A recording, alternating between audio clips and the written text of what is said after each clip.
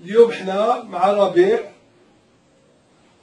هاد الشاب اللي طراتلو واحد لاكسيدون ودخل الكوما 4 سنين، ومنين خرج من الكوما الحمد لله الحاجه اللي كيتفكر هو الفريق ديالو اللي كان تيعشقو، فريق الرجاء البيضاوي.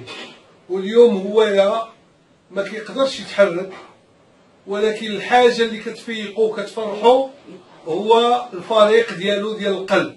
ولهذا حنا كنقوموا بهذا النداء لكل الرجاويين باش يجيو يطلوا على ربيع الرجاوي، وكل محبين كرة القدم يجيو يطلوا عليه ويونسوه، لأنه رياضي في القلب ديالو، ولو أنه الجسم ديالو مبقاش يسمح ليه.